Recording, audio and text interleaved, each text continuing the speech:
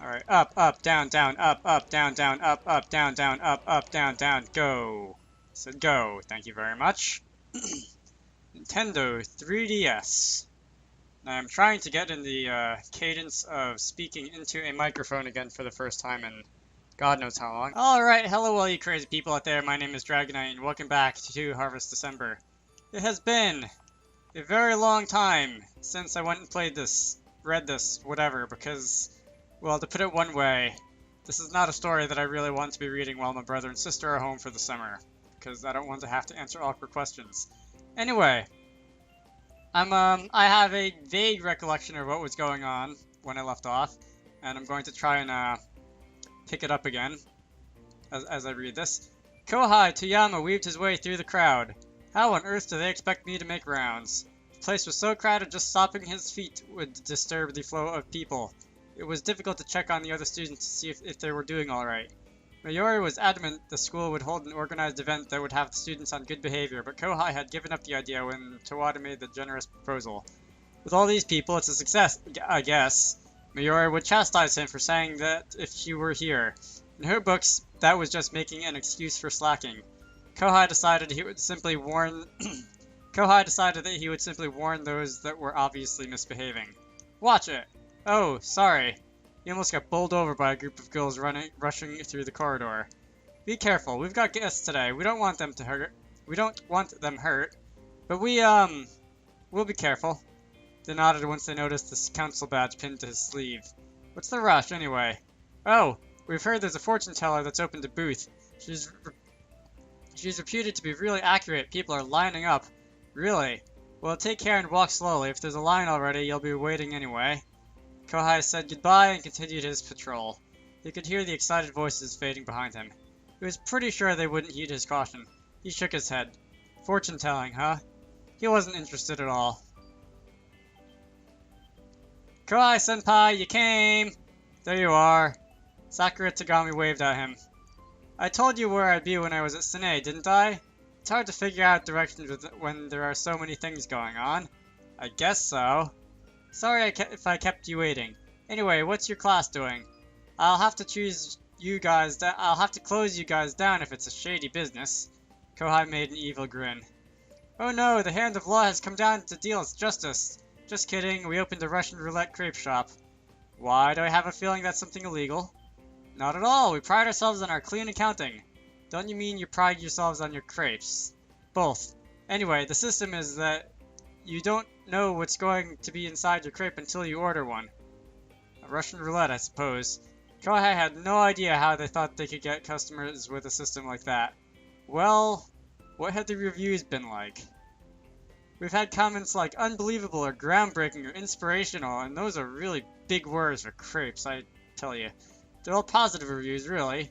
More like optimistic reviews, Kohai thought. Can I get you something, Kohai-senpai? Only if it's you. You're asking for me? To make the order? Yes. There's bound to be something nice if you ask. Oh, come on!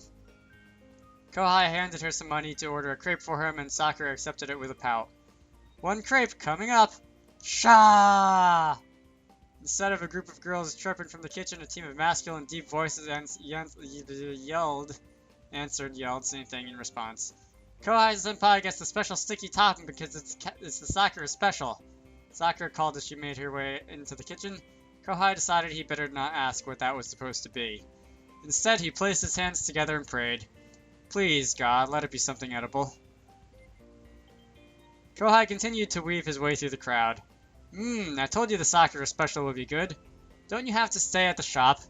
I told them I'd help you patrol for the student council.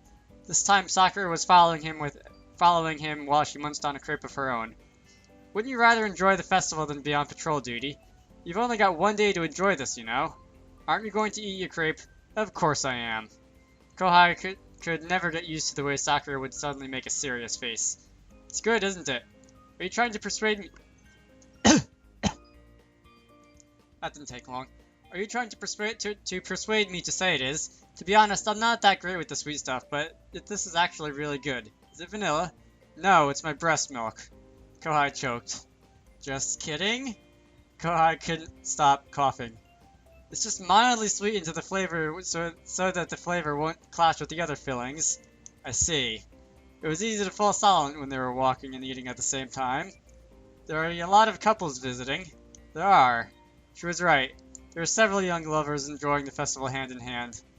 There are a lot of new couples among the students, too. Yeah. You think we look like a pair, too? We probably just look like a senior and junior walking together. Hey, that's mean. It's just the truth. Kohai bit into his crepe. He thought it might be better to warn a few of the couples if the displays of affection got too intense. They wouldn't want to suffer Mayora's wrath.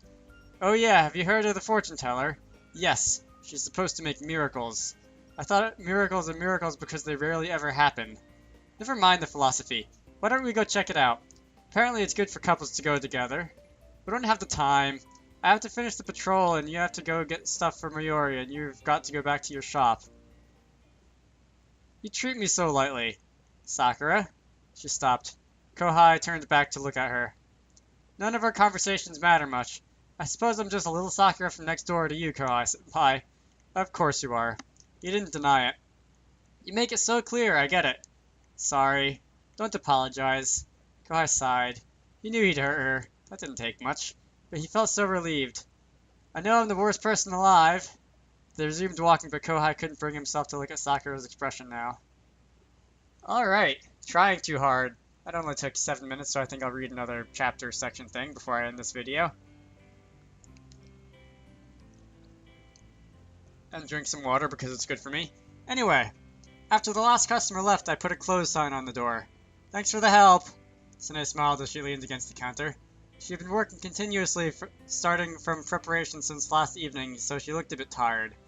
I think the initial rush is over, so we won't be busy from now on. We could take turns tending shop even when we open again. Are you sure, Sune? Yeah, I think most of the customers would have something in their bellies by now. Besides, if we get really busy, I can call you on your phone. Also, that's a lot of dashes. I want to enjoy the festival too. That was understandable. Is that alright with you, Kohai? Yeah, that sounds fine to me. Kohai looked at me dazedly. Ever since he came back from patrol, he looked tired. We were all tired. Where's Mizuho? Mizuho-chan came by Mayori-chan came by not so long ago, wow, and pulled her away by the ear. No wonder it was so quiet. I looked around at the messy tables that needed cleaning and noticed something. Shiro? She was sitting by the counter with her face down. What is it, Masaki? Her voice was faint, weak. I'm just a little tired. Can you stand? You worry too much. I just need some rest and I'll be fine. Can you stand? I repeated. No, I can't. I can't move. I'm taking you to the sick bay. Get on my back. I turned my back toward her and got down on one knee so she could climb on. She might throw up on you. Yuki. Yuki looked drowsy herself. She was leaning against the wall by the floor seats. It won't be easy cleaning up if she throws up on your back. You should carry her in front. You'd let him do that, you'd let him do that, Yuki? Shiro asked in disbelief. You don't have to look so surprised. She chastised me for wearing the same expression as Shiro. Our priority is the baby now. I owe you one then. They smiled at each other. A mother's smile. I hooked an arm behind Shiro's legs and another behind her back and lifted her from the chair. I'll take her to the sick bay now. Sorry to cause the trouble, Shiro said as she wrapped an arm around my neck. She felt so delicate in my arms. Dr. Manaka was nowhere to be seen, so I took the liberty of borrowing one of the beds and laying Shiro down. How do you feel? A lot better now. It makes a difference when I'm lying down. If it gets really bad, you could use this. You suck at being romantic, do you know? Shiro made a face at the basin I put by her pillow. Why didn't you tell us you weren't feeling well? I just wanted to help. Unforgivable.